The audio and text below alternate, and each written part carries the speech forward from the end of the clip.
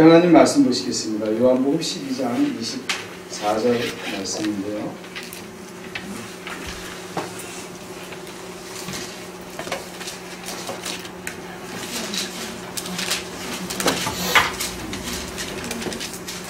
제가 봉독해드리겠습니다. 성경은 많이 안 가주신 것 같은데요. 내가 진실로 진실로 너희에게 이르노니 한 알에 밀이 땅에 떨어져 죽지 아니하면 한 알 그대로 있고 죽으면 많은 열매를 맺느니라. 아멘. 기도하시겠습니다. 사랑과 은혜가 많으시고 자비로우신 하나님 아버지, 이 시간 함께 할 수 있게끔 하여 주시고 말씀을 통해서 하나가 될 수 있게끔 인도하여 주시오니 주님 감사와 영광을 돌립니다. 이 시간 진정으로 한 형제 자매로서 오직 주님 앞에만 영광 될 수 있게끔 하여 주시옵시고 주님 홀로 영광 받아 주시옵소서. 사랑이 많으신 주 예수 그리스도의 이름으로 기도드리옵나이다. 아멘.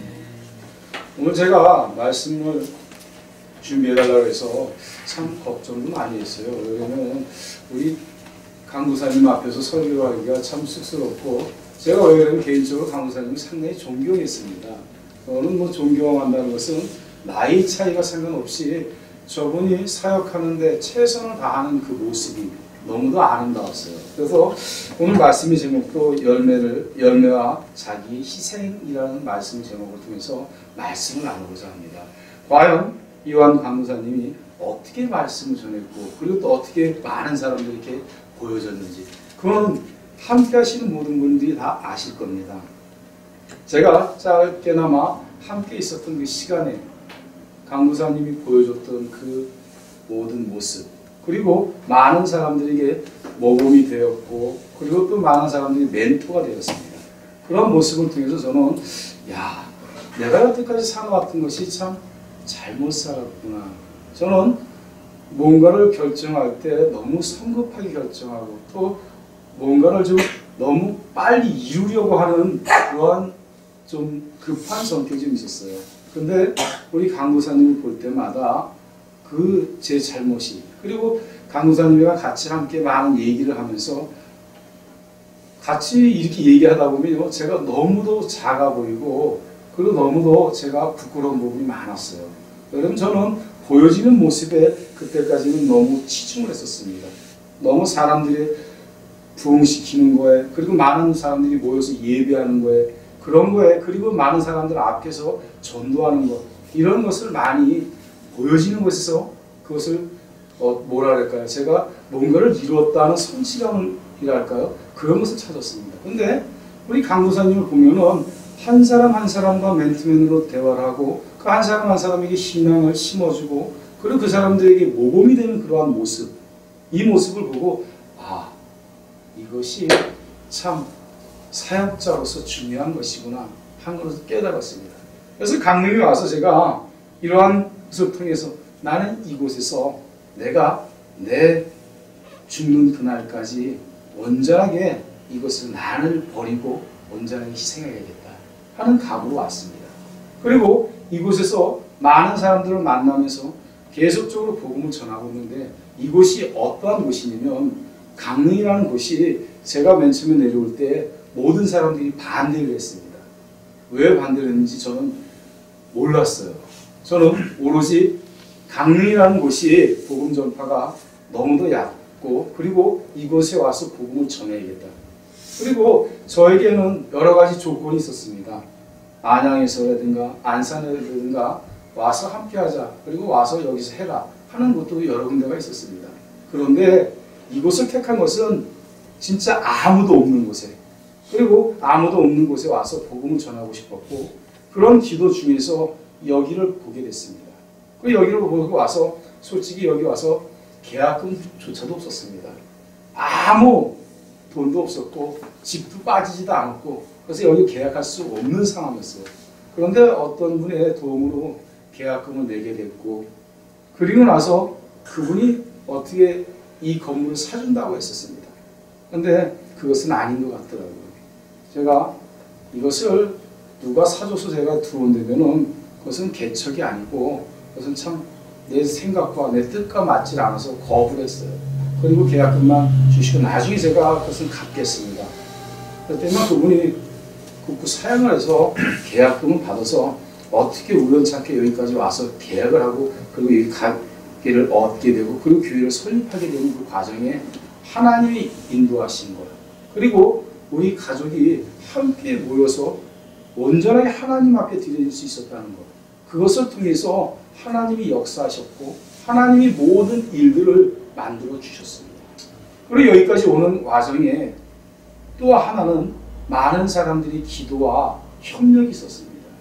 저는 많은 사람들이 기도해주는 그 덕에 이곳에 와서 강릉에 와서 쉽게 개척을 했고 그리고 쉽게 부흥도 했습니다.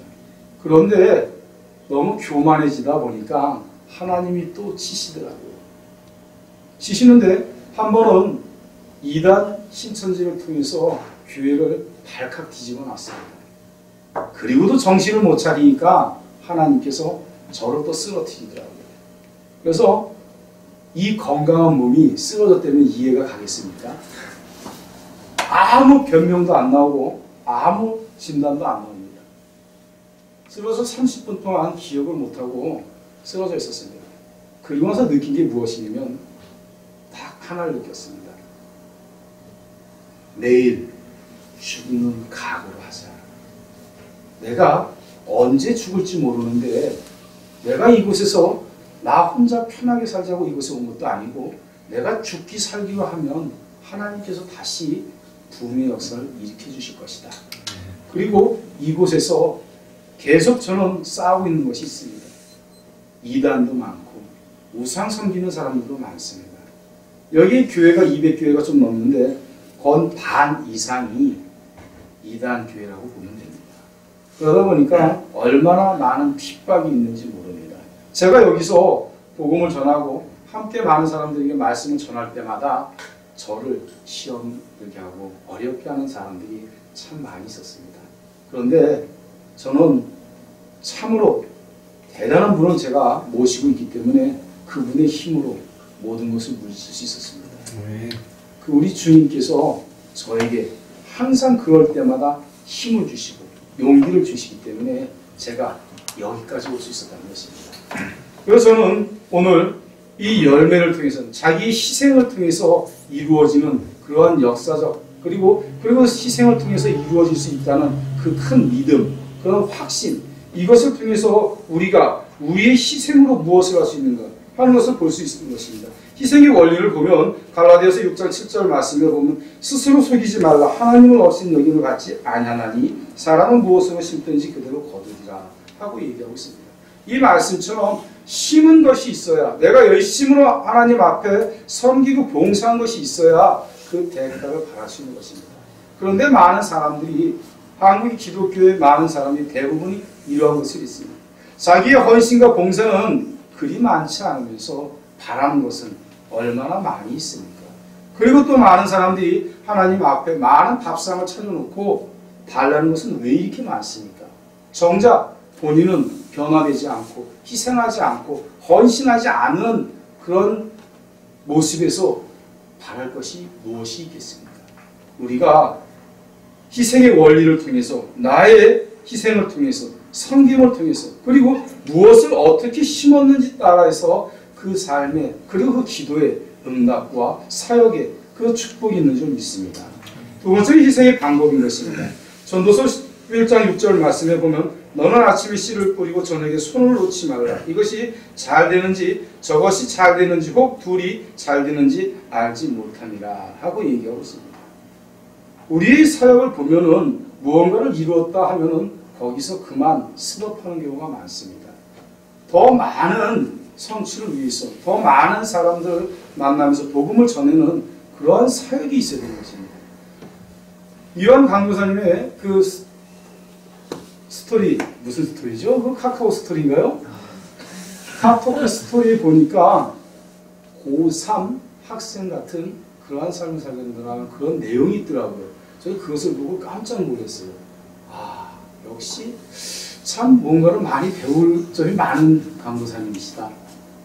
그 마음이 얼마나 중요합니까? 지금 강도사님이 되셔가지고 그리고 교회를 목회를 하면서 그런 마음으로 있는 사람들이 그렇게 흔치는 않습니다. 그러나 항상 앞만 보고 달려가고 무언가를 더 많은 것을 깨닫고 깨우치기 위해서 노력하는 그 모습, 이러한 모습이 우리가 배워야 할 점인 것입니다. 우리가 따라야 할 점이시고 또한 우리가 희생의 방법을 통해서 그 희생이 어떠한 희생인가를 분명히 치러야만 우리가 그만한 대가를 받을 수 있다는 것입니다. 모두가 나 한 사람의 희생으로 무엇을 이룰까 하는 그런 생각을 하시지 말고 나 하나부터, 나부터 변화되어서 많은 사람들에게 복음을 전하는, 그리고 사역을 감당하는 그런 놀라운 역사가 일어나길 바랍니다. 세 번째는 희생의 결과인 것입니다. 시편 126편 5절 말씀에 보면 눈물을 흘려 씨를 뿌리는 자는 기쁨으로 거두리라 하고 얘기하고 있습니다. 또한 6절 말씀에 보면 울며 씨를 뿌리는 자는 정녕 기쁨으로 그 단을 가지고 돌아오리로다 라고 얘기하고 있습니다. 무엇을 얘기하고 있는 것입니까? 정녕 우리가 우리의 일로 최선을 다할 때 하나님 앞에 온전하게 순종하고 그리고 나서 하나님 앞에 온전하게 사역을 감당할 때 이 모든 기쁨의 단을, 기쁨의 축복을 안을 수 있다는 말인 것입니다. 여러분에게 이러한 축복이 있으시기 바랍니다. 함께하면서 영원한 것을 거두는 그러한 삶, 바울 사도와 같은 그러한 삶, 나의 것을 나는 매일 죽고 오직 주님만이 살아계시는 그러한 충성된 일꾼, 오직 앞만 보고 달려갈 수 있는 그러한 일꾼, 그러면서 내 주위를 돌아보고 나와 함께하는 동역자들과 함께 뜻을 해서 오직 하나님 앞에 영광 돌리는 그러한 충성된 일꾼이 되시기 바랍니다. 나를 전적으로 죽이고 오직 주님만이 살아계심을 믿고 의지하시고 따라가시기 바라겠습니다. 그러한 삶 속에서 영광이 여러분에게 큰 축복이 함께 하시길 주님의 이름으로 축원합니다. 기도하시겠습니다. 하나님 아버지 감사합니다. 우리로 하여금 하나님의 산 제물로 삼으소서. 그래서 우리의 영원한 것을 위해 일시적인 것을 포기할 수 있는 용기를 주시고 큰 것을 위해 작은 것을 드릴 수 있는 지혜를 주시옵소서. 나보다 형제를 사랑하고 나를 즐기기보다 형제를 위해서 희생하고 봉사할 수 있는 그러한 삶이 우리에게 있게 하여 주시옵소서.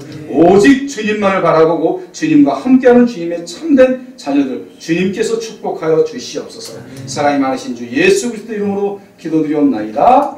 아멘.